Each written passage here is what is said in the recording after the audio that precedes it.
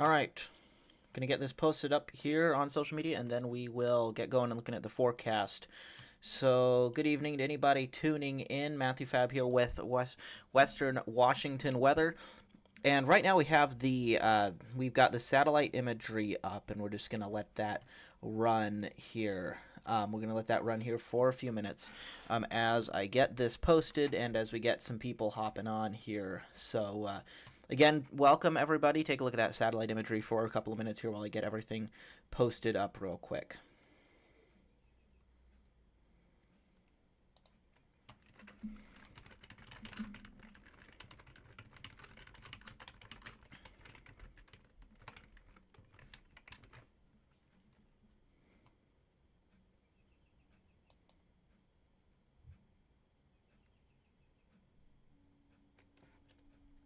And be sure to throw any questions in the chat that you've got there, you guys. I will get to that here in just a second. Be sure to throw your questions in the chat. And we'll just start answering questions right off the bat. Taking a look at everything that's coming up with this storm potential here. Because we got a lot going on here over the next few days, especially up in the mountains, but also down here in the lowlands. Don't count out the lowlands for big weather action here over the next few days. Just got to get this up on Facebook. And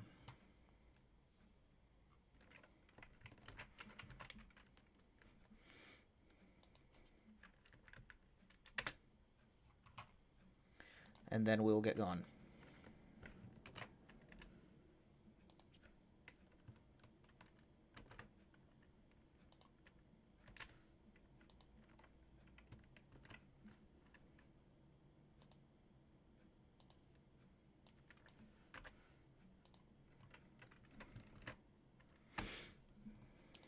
Let me get this posted real quick.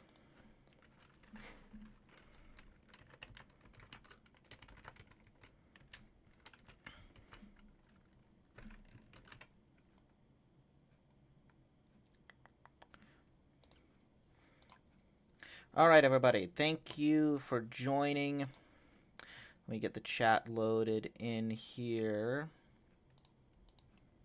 Let's get everything up and going. It's a little bit different each time I do this, but let me pull everything up so I can watch what you guys are saying here in the chat.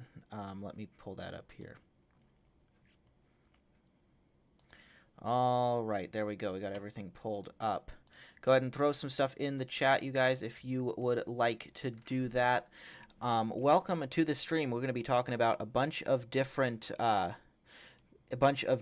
forecast things going on across the region, and we're going to start off with a look at just some of our forecast models. So starting here with our satellite imagery, you can see we have this strong storm offshore. This is the beginning of that atmospheric river, and if we zoom out a little bit to some of our continental satellite here, you'll be able to see kind of where that's coming from. So Hawaii is off to the bottom of your screen here. We might actually be able to make this a little bit better. Let's try that. Let me pull out even farther. There we go. That's what I was looking for. All right, so here's your full disk view. Washington's just barely cut off here, but this kind of shows you why everything is happening and why it's going the way that it's going. So you can see this this storm is moving up out of, you got this current of moisture moving up out of the Hawaiian Islands and then into western Washington there. And that is what's fueling this atmospheric river. And that atmospheric river is what we see here when we look at the precipitable water, which is, again, the amount of water vapor in the atmosphere. I know that's something we've been talking about here for a few days. And you can see as we go through the next few days how that just slams right into western Washington. Then it moves out of the area a little bit on Wednesday night into Thursday morning, and then moves back in as we go into Thursday and Friday. And you can see that just moving in right there. So that is what's driving all of this. Now, there's some other things going on in here that are worth mentioning.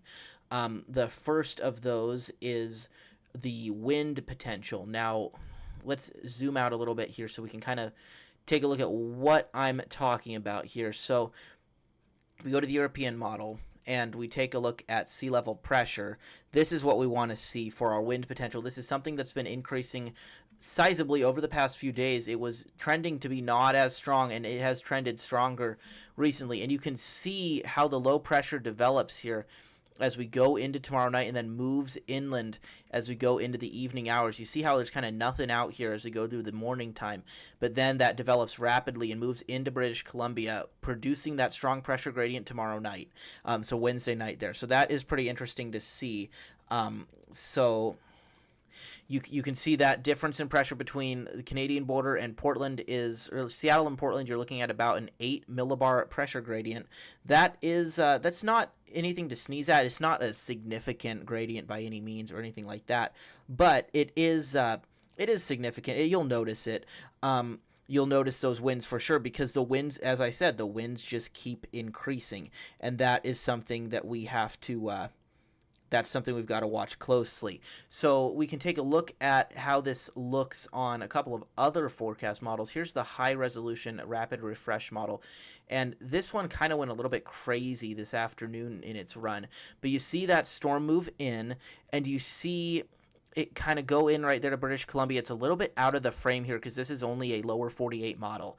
But you see it move into British Columbia, and then you have that strong pressure gradient behind it, and that pressure rise happens pretty quickly behind this storm, and that is what allows you to get some pretty gusty winds as this storm moves north of western Washington and then pulls out of the area, kind of dragging the atmospheric river back up as it does that.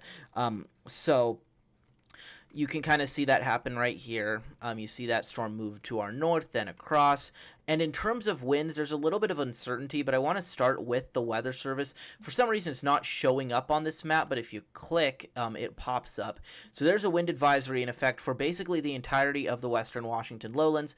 And what we're looking at here is southwest winds of 25 to 30 miles per hour with gusts up to 50 miles per hour expected.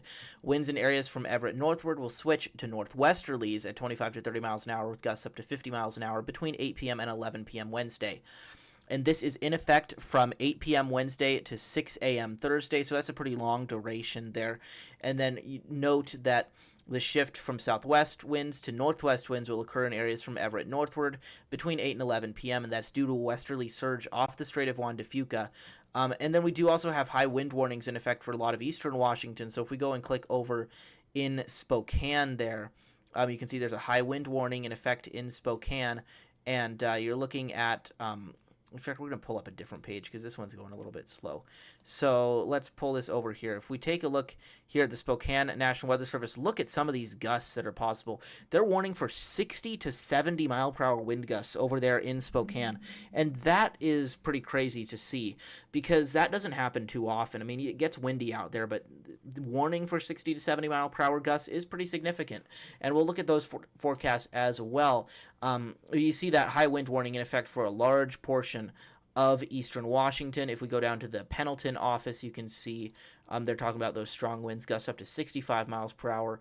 But back to Seattle, and we have the wind advisory you can see in effect for the entire region, but take a look at the bright red you see there. That is a blizzard warning that's in effect for the Cascade Passes. That is pretty significant. So if we take a look at that, you can see there's multiple so this is first for the Olympics. There's multiple things in effect. There's a blizzard warning from 6 p.m. Wednesday to 5 a.m. Thursday, and then a winter storm watch from basically Wednesday evening all the way through the end of the week on Friday. And here for the Olympics, you're looking at total snow accumulations up to about 2 feet, maybe a little bit more. But the numbers really start to get pretty insane once you get up into the Cascades. You can see this is the warning for basically Snoqualmie Pass all the way down to Mount Rainier and White Pass there. Total snow accumulations up to 47 inches. That's basically 4 feet of snow. Visibility's below a fourth of a mile, and those wind gusts over 40 miles per hour. That's why there's a blizzard warning. And that's the same for the northern Cascades as well, with those total snow accumulations of 1 to 4 feet. So there is just some crazy snow coming up here. And if you are someone who enjoys skiing and stuff like that, then this is the time for you. So I know it's been a pretty bummer of a winter in terms of the ski forecasts and everything like that. The ski resorts have been having a difficult time. But as we go through the next few days, take a look at how this snow piles up. So we'll stop each evening and look at how much has fallen. You can see by Wednesday night, you're looking at about 20 inches possibly at Snoqualmie Pass, 3 feet maybe already at White Pass, depending on how this sets up. And then about 2 feet there at Stevens Pass. As we go through Thursday, we get a brief break in the snow. Then it starts again and keeps going all the way through Thursday night. By Thursday night, your storm totals are up to about 5 feet for areas around Mount Rainier and White Pass. You're about 3 feet or so at Snoqualmie and nearly 4 feet at Stevens, about 3.5 there. Then as we go through Friday, that snow continues into Friday evening, then keeps going up all the way through Friday night, still getting some big snowfall rates all the way through Saturday morning. And by Saturday evening, these are your final totals on the European model. You're looking at about 4.5 feet of snow at Snoqualmie and Stevens Passes, maybe up toward 5 feet. And then take a look at Mount Rainier and White Pass. You're looking at nearly 7 feet of snow at some of these locations. And will this happen, or is this a little bit overinflated? It might be a bit, but these numbers have been showing up for a few days, and that is pretty significant.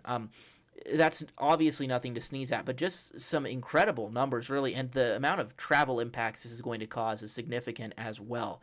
I mean, you can't have this amount of snow and not have travel impacts. And something else we can look at to see how this plays out in the lowlands is taking a look at the rainfall total. So this is from the National Blend of Models. This is run by the National Weather Service. If we play this all the way out through this event, so through Saturday night, you can see there's some pretty big rainfall amounts for some portions of western Washington coming up here. You can see from Seattle northward, you're looking at some rain shadowing off the Olympic Mountains and then off the mountains of Vancouver Island. So areas like Everett and Bellingham, Whidbey Island, and the San Juans likely only getting 3/4 of an inch to an inch of rain, maybe up toward an inch and a half. But take a look down from Seattle southward. You can see Seattle itself getting 2 to 2.5 inches of rain. Tacoma getting 3 inches. Olympia and Shelton 3.5 inches. Portland getting almost 4 inches. And you can see areas between Olympia and Portland getting 3.5 to 4 inches. And then you can see there on the coast, we have about 1.5 to 4 inches of rain there. And this, of course, as we just saw, will be snow in the mountains, so a little bit different than our December atmospheric rivers. So overall, you can see very wet here coming up, but the rivers are going to rise, but they're not going to be seeing widespread flooding because so much of this is going to fall as snow.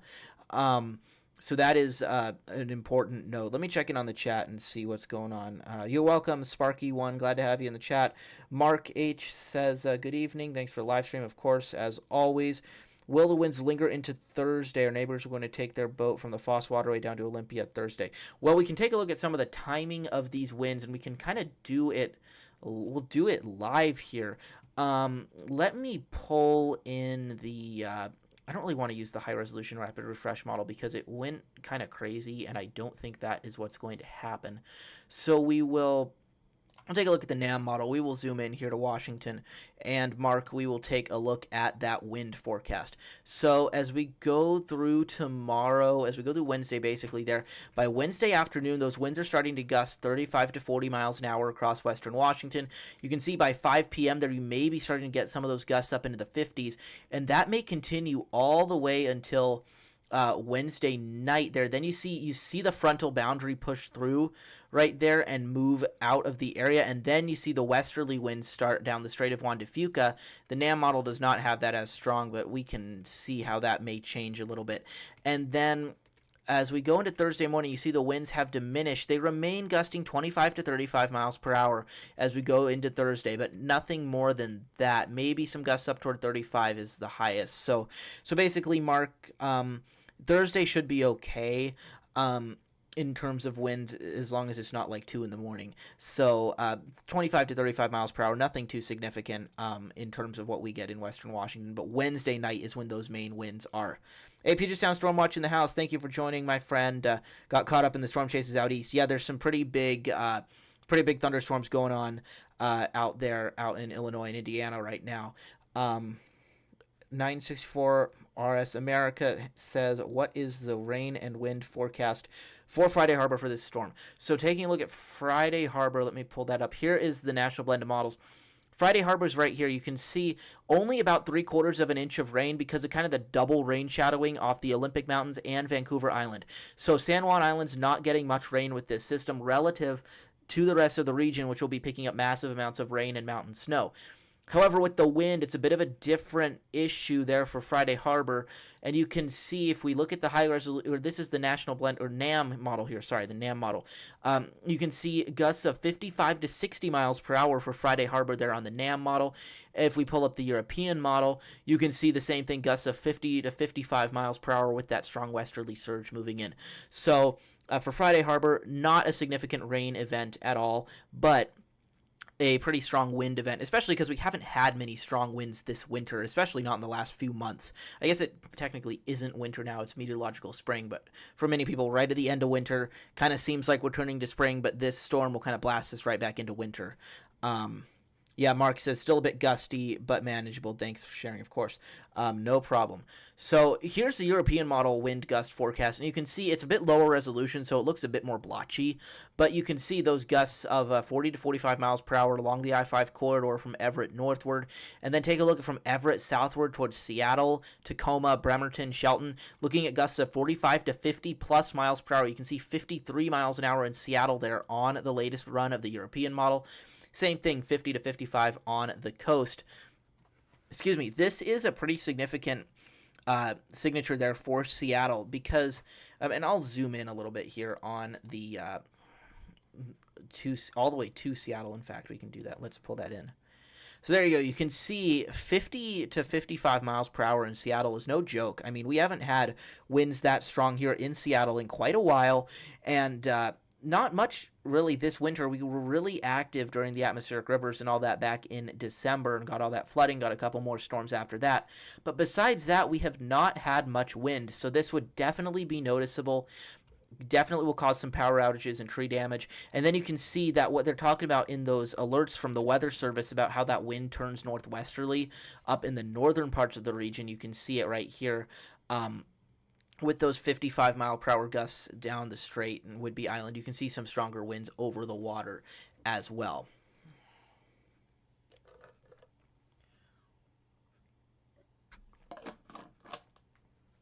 All right, now there's another model, the high resolution rapid refresh model. Now this model went a little bit haywire earlier, but it still illustrates the absolute highest end potential of what could happen here, where it shows winds well over 60 miles per hour for areas from Tacoma to Seattle and up toward Everett, and a very strong westerly surge down the Strait of Juan de Fuca with those gusts over 60 to 70 miles per hour. Now, I don't think this is going to happen. I don't think we're going to see gusts near 60 miles per hour for Seattle, but it's not absolutely out of the question. It's mostly out of the question, but not absolutely out of the question. This model does show some pretty strong winds over parts of eastern Washington. You can see the solutions like this with those gusts near 60 miles per hour is why, or possibly higher, is why you have the Weather Service over in Spokane warning about those gusts up to 70 miles per hour. You can see if we pull up the European model, pretty strong winds over there in eastern Washington as well. Another way you can look at this is on the ensembles. This is the morning ensemble from SeaTac Airport, and you can see all these members that are in yellow here are 50 plus mile per hour winds.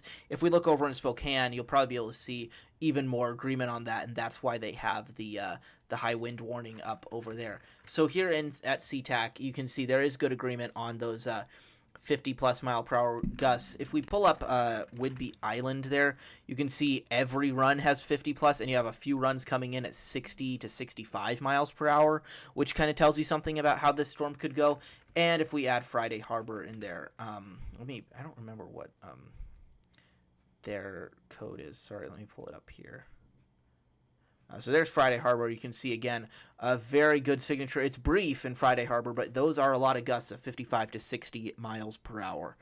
So, again, be sure to throw your questions in the chat, you guys, and I will do my best to answer them. We can look real quick at the river forecasts. Again, this is not going to be a significant river flooding event, but it will be interesting to see kind of how that plays out. And we can also look at the integrated vapor transport. Now that is another method of observing these atmospheric rivers. which we'll look at here in just a second. Let me pull up these river forecasts for us real quick.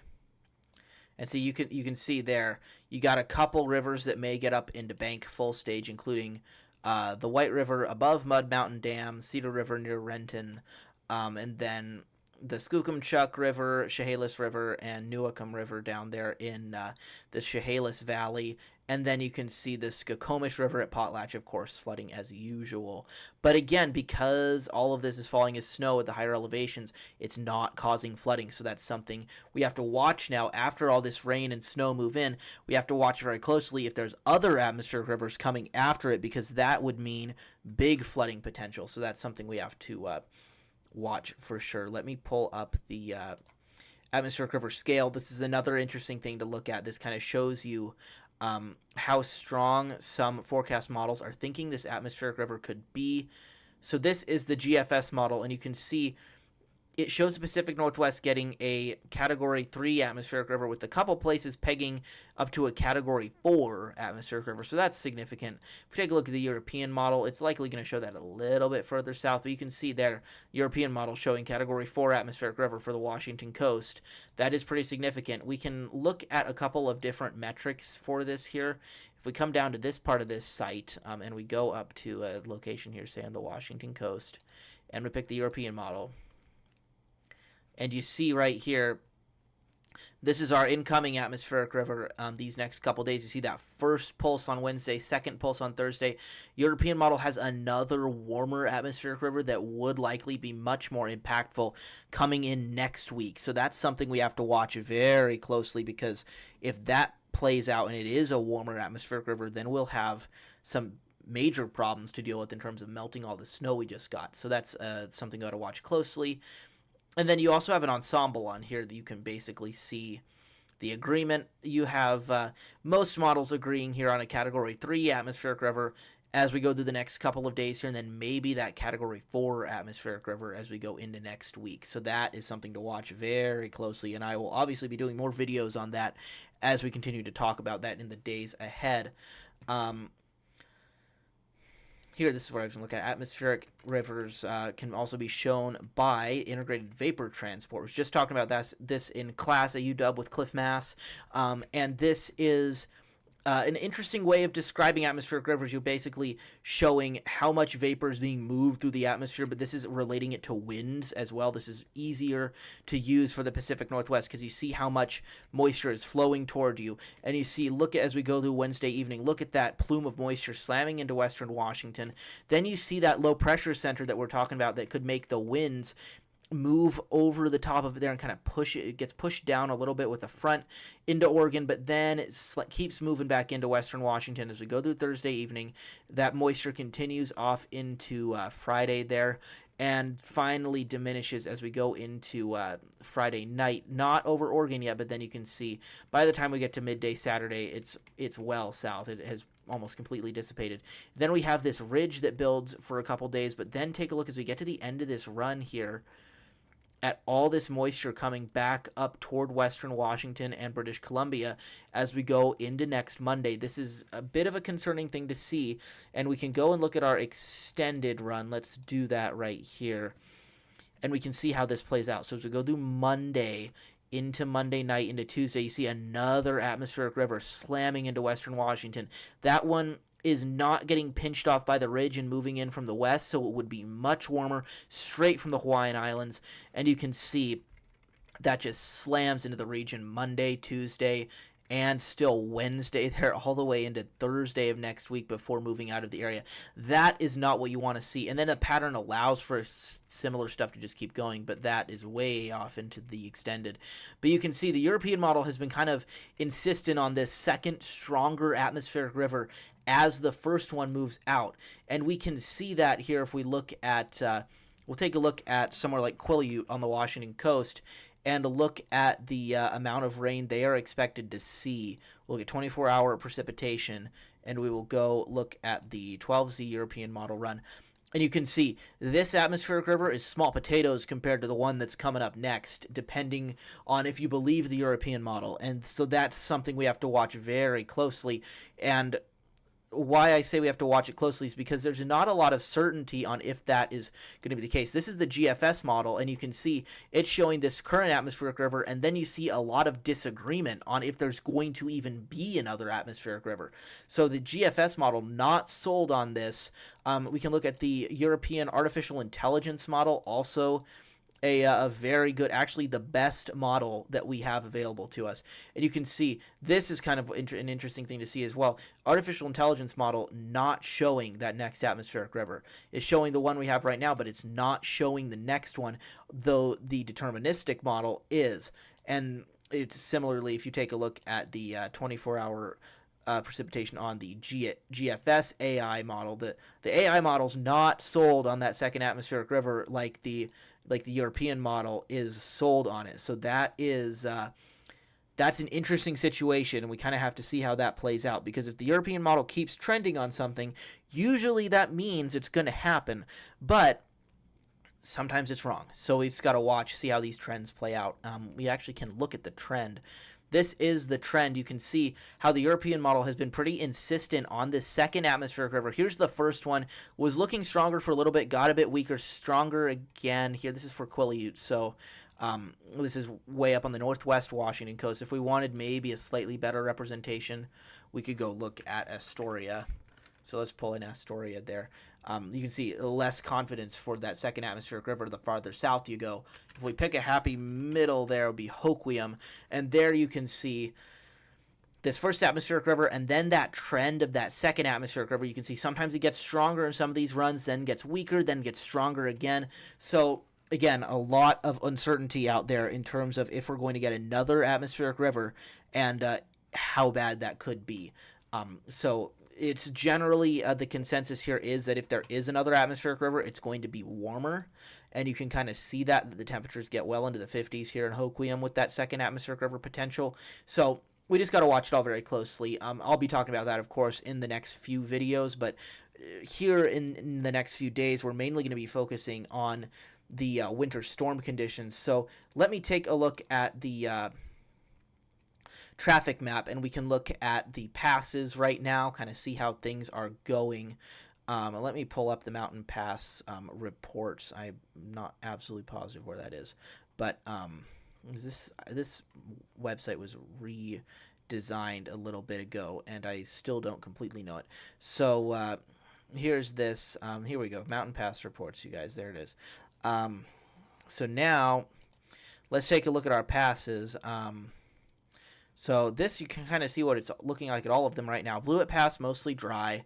As we scroll through here, we can find another one with a camera. Loop Pass up the North Cascades, dry. Same thing at Menashash Ridge.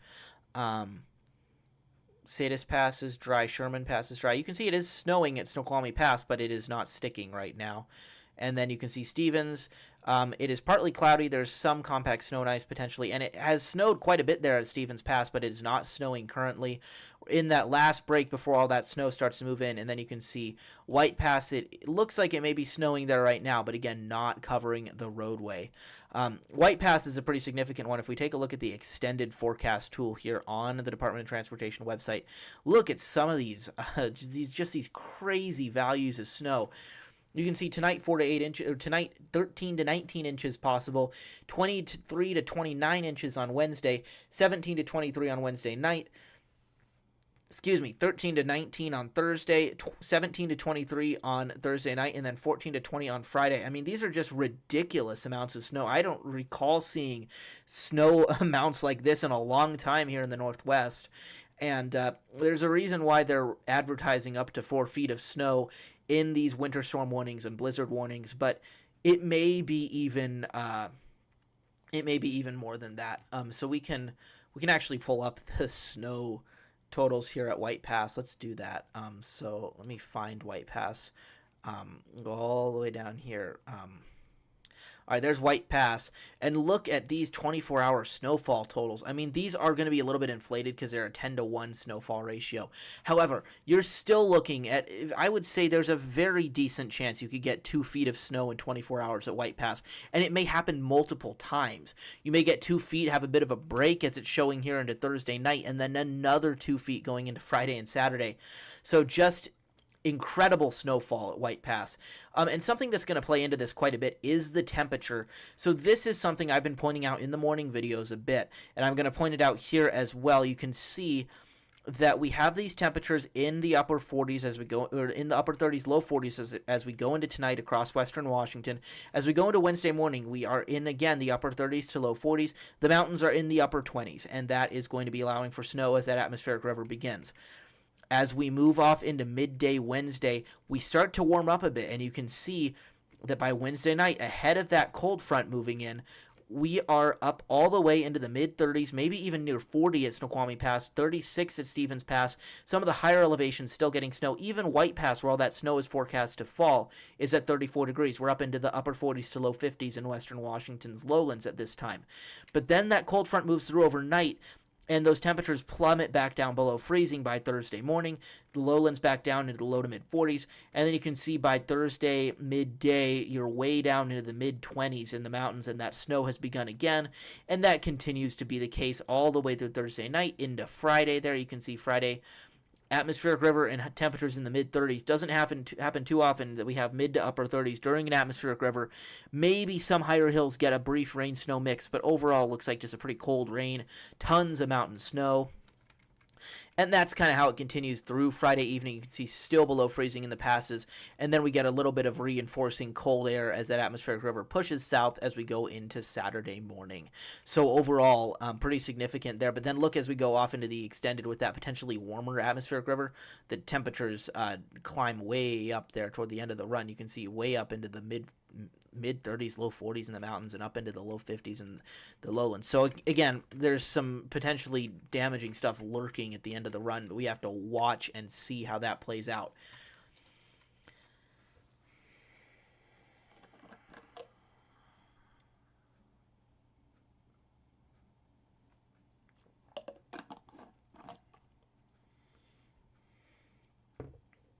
All right, let's take a look here at the simulated radar on the high-resolution rapid refresh model. You can see here as we go through the next few hours, you see these showers that are kind of moving through the area right now. We have that on the radar right now. You can see they're kind of moving through, but a lot of these were very high-based. Our humidity was low at the surface, and I didn't pick up any rain with any of that moving through here in Federal Way. I don't see any wet ground, but you see some more showers moving in as we go through this evening, and you can see these right here in the high resolution rapid refresh model. A few more showers moving through, but then as we go into Wednesday morning, this is about midnight, you see that atmospheric river starting to hit the region. By the time we get to about 4 a.m., you can see heavy rain at times in the lowlands, heavy mountain snow, and then that continues all the way through the day Wednesday. This is all the way to, look how much heavier it gets by 4 p.m. there. And then see how it starts to warm up, though. You get that temperature up into the mid-30s in the mountains, and Snoqualmie Pass is now changed over to rain. Stevens Pass is changed over to mix. And that continues into into Wednesday night. And then we get the front moving down through the area. You kind of see these bands push as the front pushes down through late Wednesday night. And then you get some convergence zone bands ongoing. It's very zonal flow, which means west to east. That mountain snow continues as we go through Wednesday night. Early Thursday morning, it turns back over to snow. And then you see the atmospheric river starts to inch back north at the end of the run there. We can also compare this to the new RRFS model. That is also, by the way, the namesake of our channel mascot, Rufus the Skunk, is the RRFS Rufus model. So you can see that this shows, again, those showers moving through this evening, and then we calm down a little bit overnight, and then that atmospheric river starts to move in as we go into the morning hours, with that snow continuing at times through about 3 p.m. before you start to get that changeover with the warmer air and heavy precipitation moving in. Then you see that frontal boundary pushing south out of the area as we go into Wednesday night. We get that brief break in the rain before it moves back into the area as we go into Thursday evening into Friday there. And you can see then on Friday, another rainy day there all the way Friday morning in the midday, and then it starts to taper off as we go into the evening, it looks like there. But there is a little bit of disagreement on how that exactly plays out. And then you can see by the time we get to Saturday, maybe some lingering convergence zones potentially across parts of the region. That's something we got to watch as well. Let's take a look at Another model, we can pull up the University of Washington's high resolution model right here. Let's take a look at this. Not accumulated precipitation, we want radar. All right, so this is University of Washington's simulated radar forecast model here. As we go through, this is all the way back from this morning, so let's fast forward here. As we go into tonight, you see it shows some showers moving through the area. We may get some of that going on. Don't think it developed into this heavy band that it was showing, but then you see maybe some more showers moving through the area as we go into this evening, and then we might dry out a little bit as we go into tonight. A few showers moving through, but then you see that atmospheric river start to move into the area as we get to about 7 a.m., and you can see it rains basically all day. All the way through 4 or 5 p.m. there. And you can see then we get that front right here. You see the front across the Olympic Peninsula as we go to about 8 p.m. Then you see the front move across the region. That should mostly end some of the winds. You see that front push from northwest to southeast across the region as we go to about 10 p.m. there Wednesday night into Thursday morning. You see more showers at times, convergence zone there, bringing some more snow to Stevens Pass as we go into Thursday morning. And then you see the atmospheric river still around and then starts to move back in as we go into Thursday afternoon. By mid-afternoon, the atmospheric river is back and we're well into that rain again as we go off into Friday. You can see it gets heavier as we go into early Friday morning. And this model run ends as we get into early Friday morning. But we can take a look at how much total precipitation this model shows through Friday morning. And you can see that's quite a bit there. You see 2 to 2.5 inches for areas from Seattle southward up toward 3 inches in Olympia. So mirroring what we're seeing in the national blend of models, just a little bit less rain in Seattle proper. But overall, you can see this is our highest resolution model that we have actually, and it is showing a decent rain event here across the region. And we can also look at the snowfall totals on here as well. Here's the accumulated snowfall for western Washington. And look at that. You're kind of pegging the scale there. Ignore what's happening up here. That's an uncertain chance of, I don't think there's going to be any lowland snow, but this is kind of what it's showing right now. But look at, anything over the yellow colors is over 2 feet. So you're looking at 3 feet at Stevens, 3 feet at Snoqualmie, and then look at the brown colors right in here. That means 45 plus inches, and that's happening at Mount Rainier, then down toward White Pass, and down a little bit further toward Mount St. Helens. That's 4 feet of snow. It could be more than that. So White Pass is definitely the place to be for a lot of reasons. And as we saw in this ensemble, White Pass, absolutely the place to be here. See what else we got here. We got the wind. We talked about the wind. There's the snow. We talked about that. Talked about the atmospheric river. Let's time things out again. This is the European model. And you can see we get the showers tonight. Then as we go into tomorrow morning, you see the atmospheric river hits the region, continues impacting the area through Wednesday night. Then you get that front moving through, get that brief break in the rain, convergence zones going on, but the mountain snow continues. And then the rain moves back in by Thursday afternoon and evening, continuing through Friday before starting to push out of the region. Although the actually, don't let me speak too soon. It doesn't really push out of the region. It remains into Saturday morning with that mountain snow continuing into Saturday morning. Showers continue at times. Then we dry out here. Then you can see the next system starts moving to the area by midday Sunday into the evening. And you see another round of rain starting to move in. And then as those temperatures warm up with that potential second atmospheric river, you can see it scours out our mountain snow. The Olympics have no snow by the time we get to Monday morning. And you can see a similar thing starting to happen there in the Cascades if that were to verify. So obviously, there's a lot of uncertainty with that still, but it's something we have to watch closely because if there is going to be river flooding impacts, it's going to be with the second atmospheric river coming in on the heels of this one and producing another round of rain, but instead of snow at the higher elevations, it's just rain. Another thing we can look at here is snow levels. Let me pull that up. Right here. All right, so this is from the National Weather Service, and you're looking at your minimum snow level.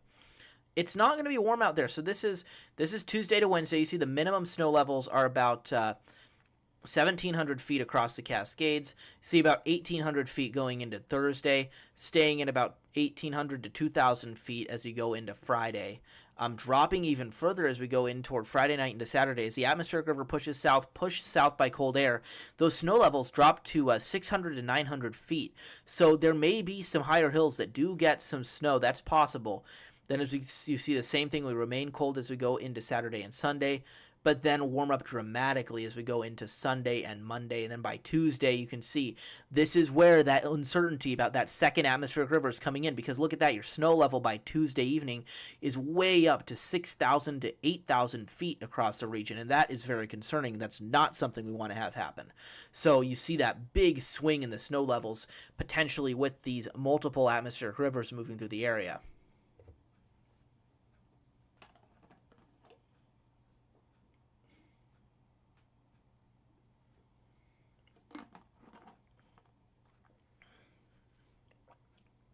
All right. Let me know in the chat, you guys, if there's anything you want me to look at. We will take a look at the drought monitor as well, just because that's always an interesting thing to see how we're doing. This was released last week. You can see we are abnormally dry across parts of the region, but most of the Puget Sound area is in normal conditions. You see Eastern Washington still in some drought categories. I believe that California is not in drought, which is a pretty cool thing to see. Yeah, look at that. The entire state of California not in drought. That's pretty cool. Oregon doing a bit better. Washington doing a bit better.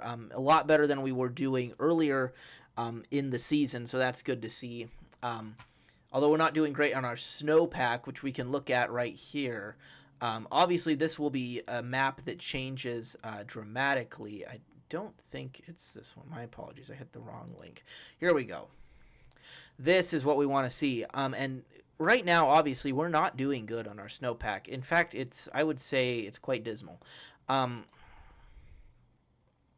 me pull that up. There we go. That's what I want. So now we can zoom in and see some of those percentages of snowpack across the region. You can see for areas of the Cascades and Olympics that you can see from Seattle and Tacoma, you're looking at about 45% of average snowfall in the Olympics.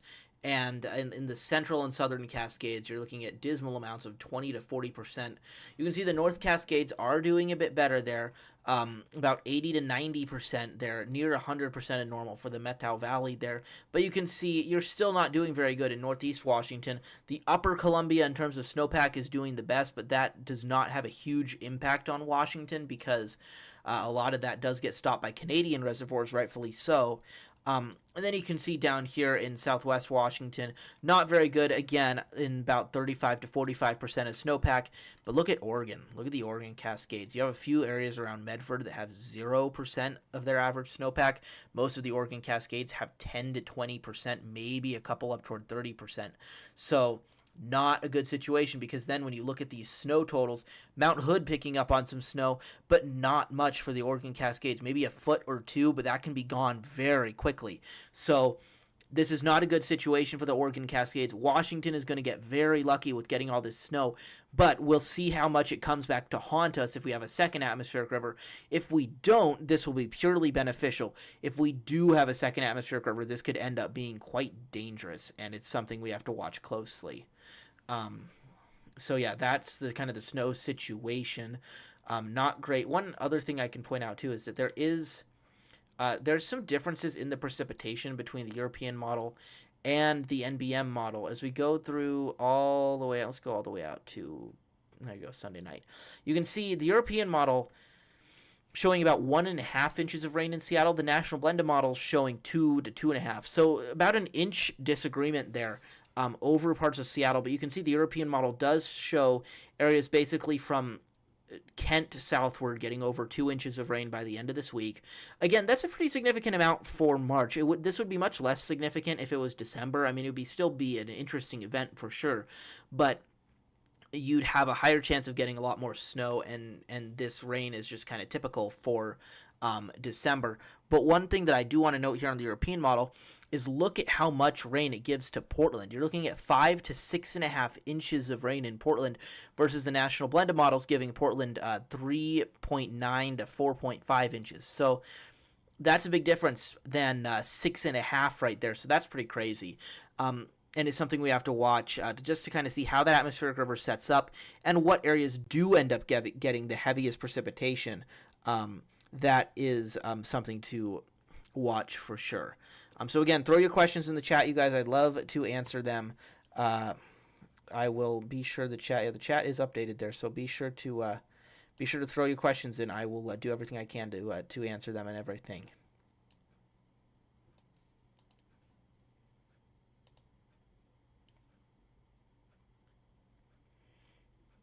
All right, let me.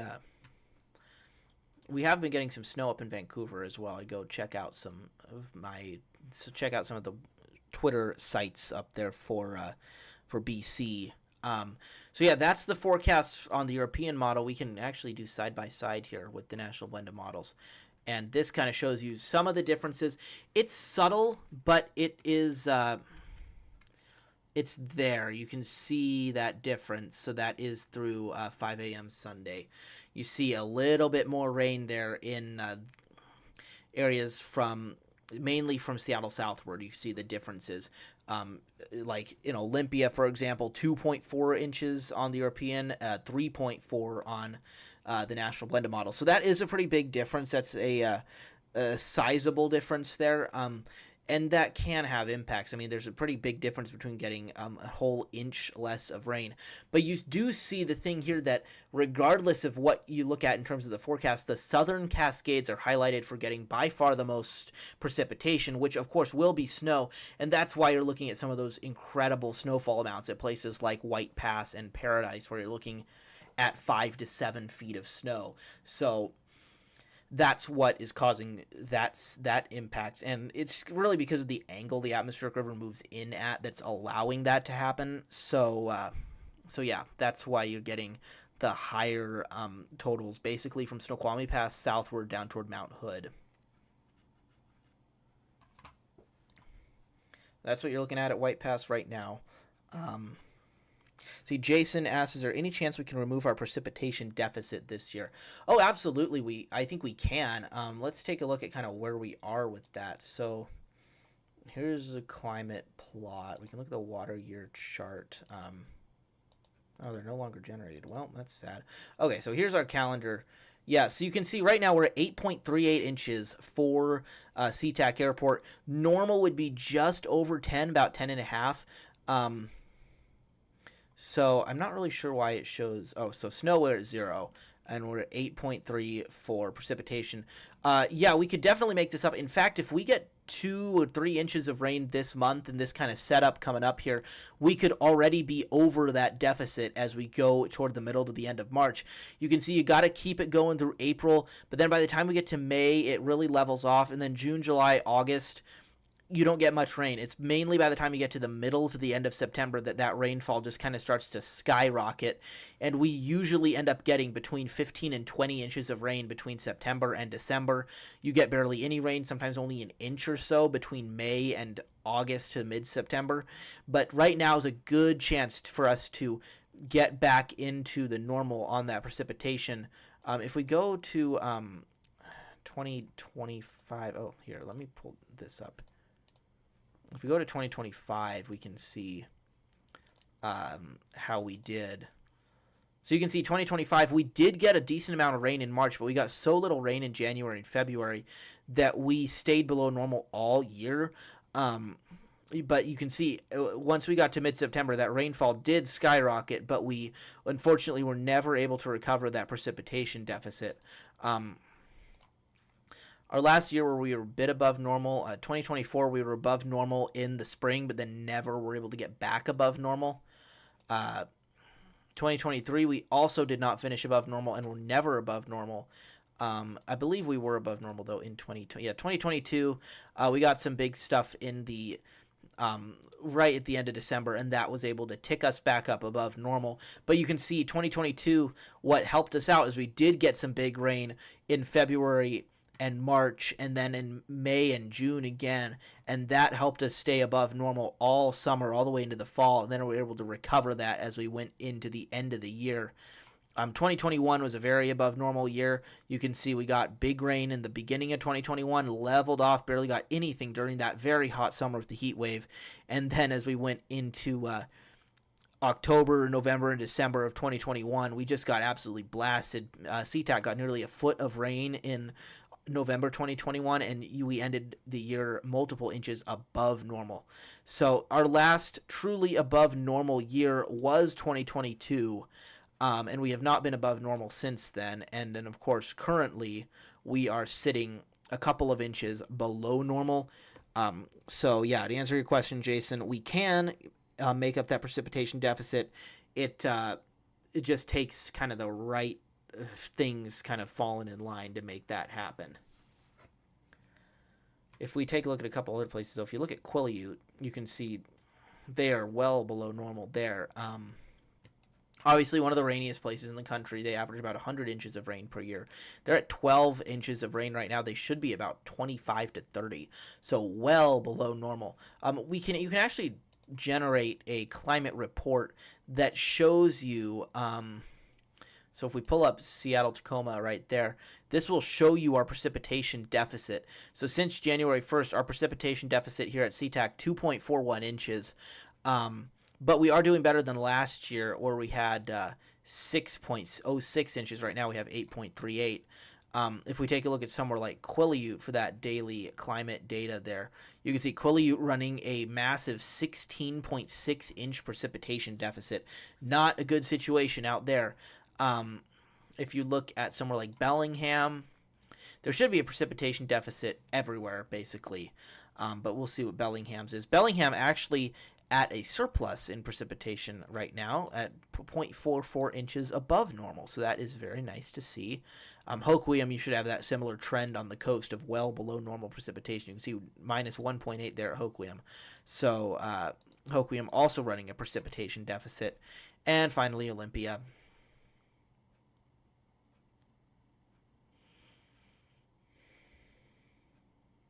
Olympia running nearly a 5-inch precipitation deficit there, so not a great situation. But you can also see that there's been a lot of rain in the water year, which is since October 1st. We've gotten 36 inches of rain in Olympia, or 35 inches of rain in Olympia since October 1st.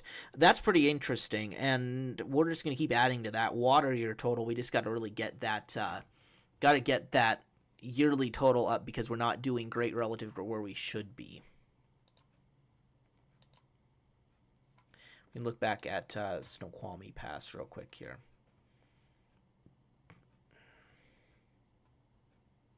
We'll let that load out for us here. So there's your snowfall amounts, or your snow levels. You can see this system is going to cause a big impact across parts of the country, with that wind extending all the way out into the Dakotas and Wyoming. But back to the Pacific Northwest, and you can see the blizzard warnings are in effect. Again, if you are going across the passes, you need to be very careful. I'm talking extremely careful. You may not even be able to drive, because there's just going to be so much snow that it may not be possible for you to be able to get across the passes. If you can't get across Snoqualmie, you're not going to get across Stevens, because Stevens and White are going to have more snow than Snoqualmie does.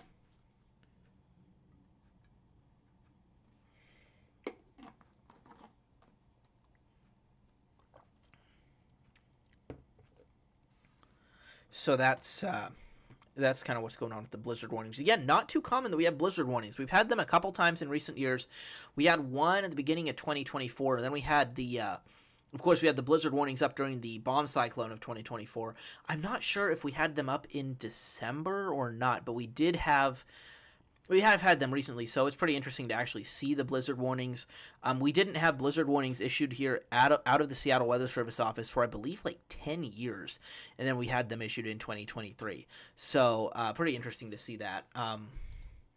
Let's go back down to Snoqualmie Pass here, just take a look at what's going on up there. You can see it is snowing there at Snoqualmie Pass right now, and there's not too much snow on the ground. You can see most of the ground is somewhat bare, except right next to the road. This will all change as we go to the next couple of days. I mean, barely any snow, not even really a berm there on the Snoqualmie Pass on the side of I-90, but it will change significantly as we go over the next few days here. So that's exciting to see. We really do need that snow. Let me pull up. I think I have the. I actually don't have it on here. Never mind. So yeah, you can just see it's snowing at Snoqualmie Pass. Not much. Stevens Pass has been getting a lot more snow. So take a look at Stevens. You can see there is a bit of a berm there. But look, you can tell that it's been snowing at Stevens Pass. They've gotten really favored by some of those convergence zones. And to think that they're only going to get multiple feet more of snow is just pretty crazy, considering it is somewhat snowy there as of the last 24 to 48 hours. But it's going to get much more so as we go through the next few days, possibly up to 4 feet there at Stevens Pass. So let's go through things one more time. So we'll start with our overall pattern here. You see we have the difference between the ridge and the trough is where you get that atmospheric river moving through. The atmospheric river rides up on the top of the trough, on the top of the ridge, but just beneath the trough. And notice how zonal our flow is. Zonal flow means it basically goes due west to due east.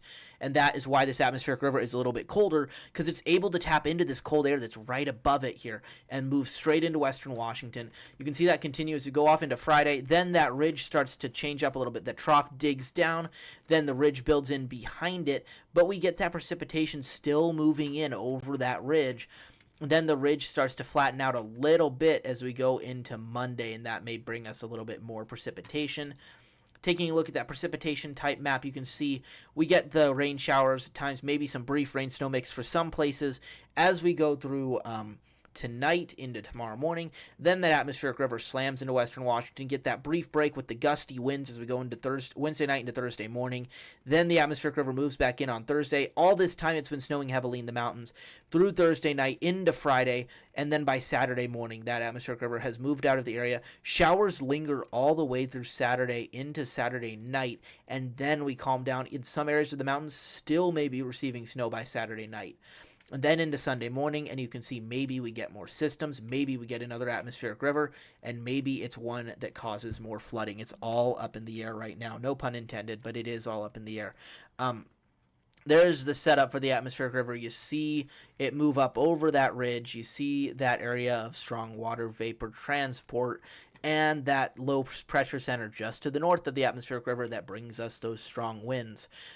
You see that the difference here between the two precipitation forecasts we've been looking at, European model on the left, national blended models on the right, a little bit wetter on the national blended models. European model showing the wettest conditions for Portland, the national blended model showing the wettest conditions from Salem all the way up to Tacoma.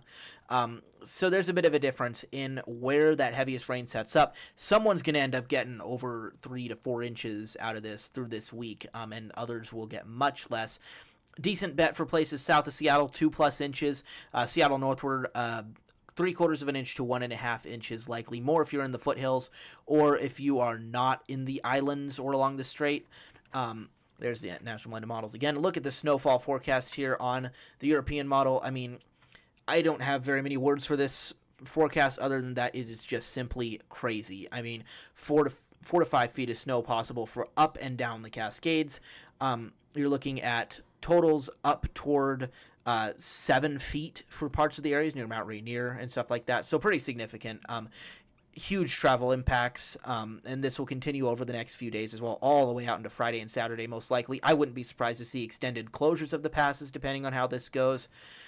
And then the winds, that's been uptrending consistently. I talked about it in this morning's video that it's been uptrending. It will continue to move around a little bit, maybe continue uptrending, maybe not. You can see the European model forecast showing 45 to 55 miles per hour for most of western Washington, strongest on the coast, potentially right around the Central Sound. That's the biggest question mark. And then, of course, again, down the Strait of Juan de Fuca, including the San Juans, Whidbey Island there up to 55 to 60 miles per hour. And then look at the winds in the mountains, up toward 50 to 60 miles per hour, a little bit lower in some of those valleys where the passes are, but still some pretty significant wind up there, and that's why that blizzard warning is in effect. We take a look at some of the higher resolution models. The NAM model, we looked at this earlier, showing widespread gusts of 50 to 55 miles per hour for western Washington, up towards 60 miles an hour for the Strait of Juan de Fuca and the coast. Then the high resolution rapid refresh model, this is the one that went a little bit crazy. Its latest run is running right now, but it's not going to get to the windstorm for another hour or so, or another like 30 minutes or so here. So I'm not going to stream for that long, but I will talk about this online tonight. But this will be our next forecast to look at. Temperatures, we talked about this, how things kind of ebb and flow a little bit, how we may, this is one thing I want to point out, Wednesday afternoon and evening, we may switch over to rain at the passes before that cold front moves in. And then by Thursday, especially by Thursday morning, you see the temperatures drop again by the time we get to Thursday morning, and that snow starts again. So we may have a brief window where the snow changes over to rain. I would estimate that from about 1 p.m. to 1 p.m. to maybe midnight to 1 a.m. is that chance across the passes, and then we go back over to snow. And then your ensemble forecast. I mean, look at White Pass, just incredible amounts of snow. Good agreement on winds and everything as well. We talked about that previously. We'll talk about it more. And where will we talk about it more? Well, here is how you can follow along. So be sure, of course, to subscribe here to Western Washington Weather. You can do that just down below this video. I would love to have your support here on the channel. You can also follow the Western Washington Weather Facebook group and follow me on Twitter and Blue Sky. I'm doing a lot of updates on all of these, and the links to those are right in the description. Actually, not the description of this video, but I will put the links to them in the chat here real quick. So I'll put the links to my Twitter. We'll put that in. So there's my Twitter. There is my Blue Sky for those of you that are on there. And then, of course, the Western Washington Weather Facebook group, which is 5,000 strong. Go and take a look at that. I will have updates on all of those and right here on the channel over the next couple of days as we go through this storm, and then whatever may be coming next, because we don't know yet. So stay tuned for more. Please be sure to subscribe. Thank you all very much for watching tonight. It's been a great hour-long stream here. I'm glad I was able to do this for you guys, and stay tuned for the daily videos. We're going to keep doing them here over the next few days as we watch this storm unfold and watch all the impacts unfold as well. So stay safe out there. I'll be posting more about that wind potential as well, because that is by far the most uncertain thing with this system. So stay tuned for more on that. Stay safe out there, and I will talk to you all.